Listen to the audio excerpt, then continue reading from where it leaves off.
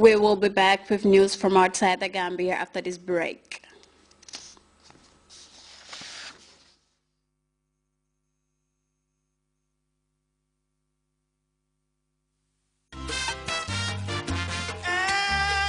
It's the grand, spectacular, mega explosive New Year's Eve banquet dinner and the grand dance salsa explosion night featuring Le Grand Maestro Medun Jallo and the salsa giants of Africa, Africando. Celebrate New Year's Eve in grand style at the Coconut Residence Hotel, the paradise on earth.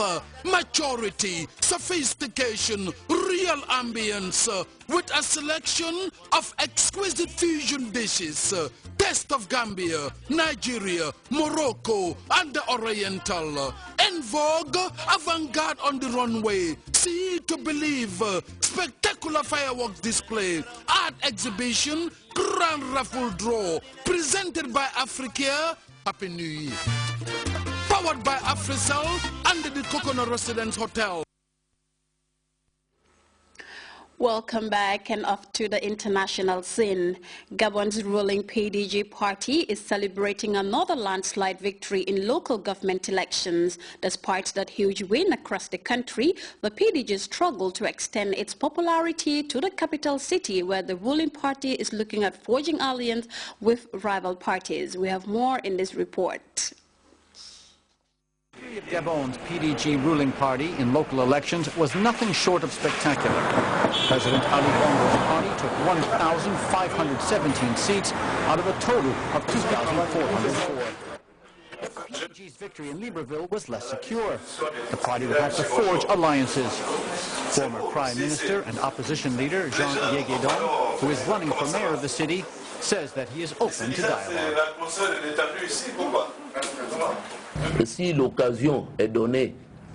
If the possibility of a meeting arises, I think it should be in a spirit that corresponds to a noble vision.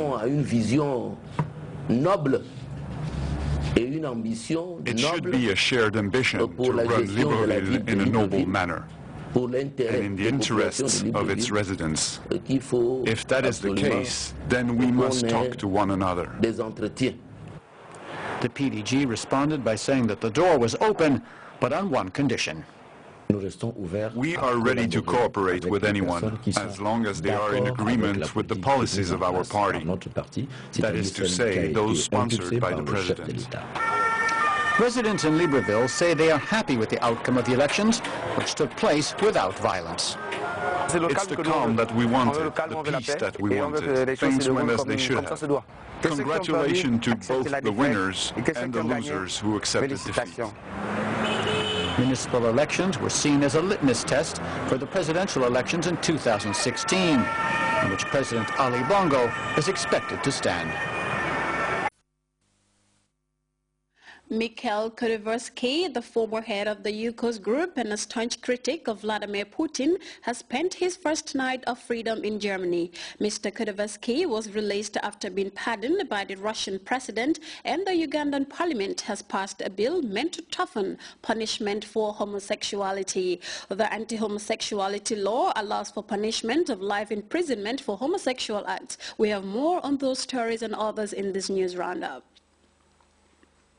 Khodorkovsky, the Russian ex-tycoon and unrelenting critic of Russian President Vladimir Putin, has been released from prison. He left Russia for Germany and spent his first night of freedom in Berlin. Once Russia's richest man, Mikhail Khodorkovsky, was convicted of embezzlement and money laundering. A French medical team has begun the first human trial of a prototype artificial heart. The implant operation took place Wednesday at the Georges Pompidou Hospital in Paris, and the patient is doing well. If trials are successful, artificial hearts will offer a solution to shortages of organs for transplants. Tens of thousands of people die each year because of a lack of a donor. In Spain, the Conservative government has approved legislation to tighten laws on abortion. A draft bill aims to replace the current legislation that allows a woman to have an abortion without restrictions until 14 weeks of pregnancy. A group of pro-choice campaigners are opposing the move. If the bill passes, abortion will be allowed only in cases of rape or threat to the mother's health. Uganda's parliament has passed a bill to toughen punishment for homosexuality. The law punishes some homosexual acts with sentences to life imprisonment. The anti-homosexuality bill also makes it a crime not to report gay people. The Prime Minister opposed the vote, saying that not enough MPs were present.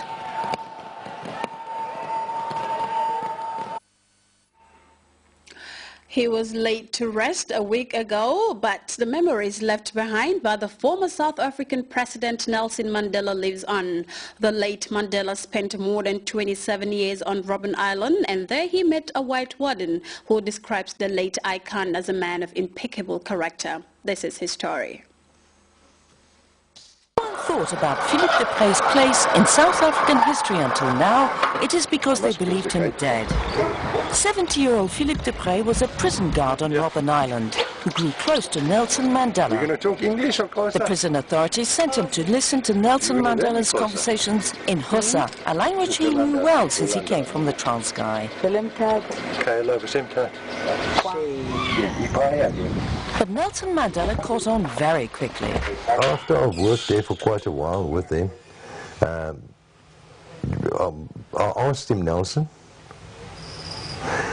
why, if I approach you people, you always switched over to English, speaking English, and not Xhosa? He said to me, Mr. Deprez, remember the time when you started here? I asked you, where did you come from? So you said the Transkei, and immediately I knew that you were conversant in the language. From 1977 to 1982, Philippe Deprez's office was just opposite Nelson Mandela's cell. And over the years, a bond grew between the prison guard and the prisoner. Mr. Mandela had his little garden. Every morning when I used to report for duty, first thing he would have asked is, Sergeant, how is the kids? How are the kids? How is the wife?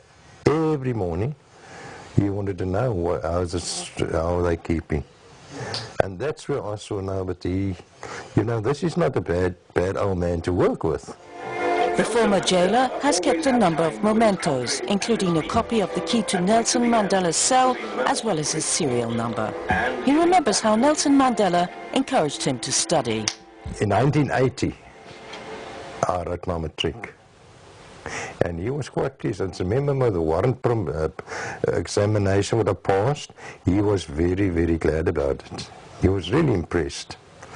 You know, one day you walk in as a sergeant, and next day I walked in as a warrant. He said, oh, Mr. Deprez, you are promoted.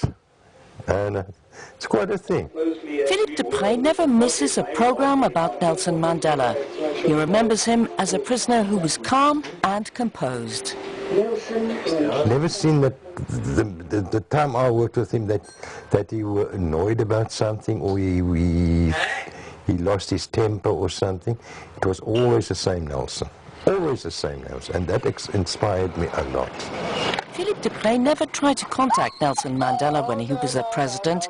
Today, he is simply proud to have known such an exceptional man, even if it was while he was on the other side of the bars of Robben Island. We now take our second break. We'll be right back.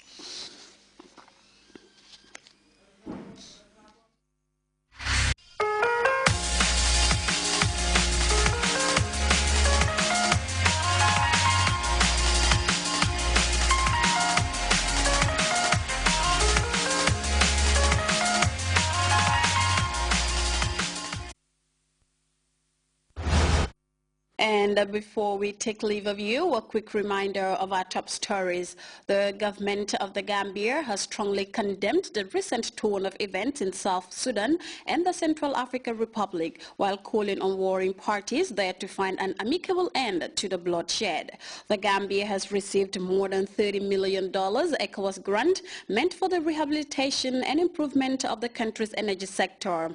Gabon's ruling PDG party has made sweeping gains in the recently concluded municipal elections, but fails to gain a foothold in the capital, Libreville. And Uganda's parliament